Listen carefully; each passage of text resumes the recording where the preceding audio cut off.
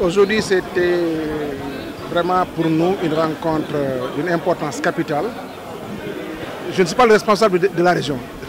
Je suis délégué régional et le délégué régional donc, est consacré par la loi électorale pour un petit peu coordonner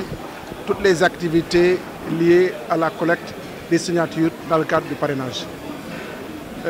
Vérifier un petit peu donc, la conformité des opérations et veiller à la transmission effectivement de ces informations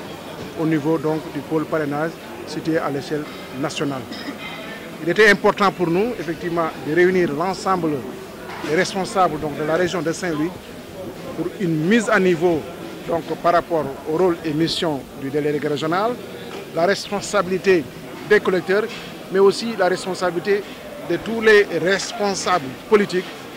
qui ont en tout cas pour mission de faire en sorte que le président de la République puisse réunir autant de signatures, c'est-à-dire le 1%, mais réunir aussi les signatures citoyennes de l'ensemble des sympathisants qui comptent en tout cas voter pour lui au soir du 24 février 2019 pour lui donner une victoire certaine, confortable de plus de 58% donc, lors de ces élections présidentielles qui se profilent à l'horizon. Vous savez, la région de Saint-Louis a un vivier électoral très important. Et par rapport à ce vivier électoral, le département de Podor constitue donc en tout cas la zone la plus importante en termes de potentialité électorale. Et pour Podor, le quota est fixé à peu près à plus de 83%, à atteindre le minimum. C'est-à-dire que je suis persuadé que Podor va dépasser en réalité cet objectif spécifique fixé au département de Podor, parce que je suis persuadé que Podor pourrait atteindre les 90%. Le département de Dagana, donc aussi, a un objectif fixé aux alentours de 63%. Aux élections législatives, ce département avait à peu près 51%. Nous sommes certains, vu la progression notée par rapport aux inscriptions et l'engouement qui se dessine présentement, ce département-là pourrait atteindre effectivement les 63%. Le troisième département aussi, donc, qui est le département de Saint-Louis, qui avait connu beaucoup plus de difficultés lors des législatives avec un taux aux alentours de 44%, s'est vu fixé au objectif de plus de 57%. Donc c'est pour dire que, en tout cas, ces objectifs-là sont largement donc, à la portée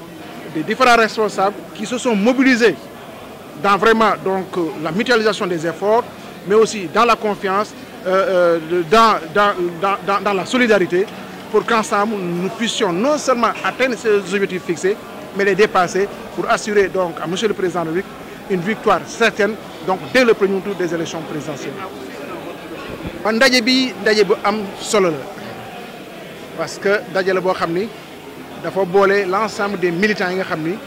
de la coalition Benno Bokk Yaakaar ñu ñëw fii ci Ndar maanaam waxtaanu ci wàllum parrainage ñëpp xam na ni dafa am loi électorale boo xam dafa am lu mu organiser maanaam non seulement élection waaye parrainage am na lu ñuy wax pôle parrainage bi nga xam ni moo nekk à l'échelle nationale madame le premier ministre Mimi Touré jiite ko au niveau de chaque région président dafa créer maanaam pour respecter loi électorale bi lu ñuy wax ay des délégués régionaux yàlla def région de Saint-Louis mu dénk ma lu ñuy wax le délégué régional de la région de Saint-Louis aussi toujours dans le cadre du parrainage mu am lu ñuy wax ay collecteurs yooyu ñoo amee les fiches de collecte di dem di seeti askan bi mu nekk un parrainage citoyen pour ñu mën a remplir ces fiches donc laajoon na ñu daje waxtaan suñu biir def mise à niveau ku ci nekk xam sa rôle bu ngay doxal ak luy président di xaar ci yow parce que président daf ñuy fixer région bu nekk commune bu nekk département bu nekk daf lay fixer ay objectifs yoo xam ne da nga ko war a atteindre ci wàllum parrainage bi ñëpp xam nañu lu ñuy laaj pour parrainage 1% la waaye ñun dañuy weesu loolu lu ñu bëgg mooy assurer le président ak ci parrainage bi sa victoire bi nga xam ne moom mooy ami le 24 février 2019 mooy lan le département de Saint-Louis ñëpp xamoon nañu ci élection législative passée la coalition Benno Bokk Yaakaar moo ko gagné waaye avec un de 44%.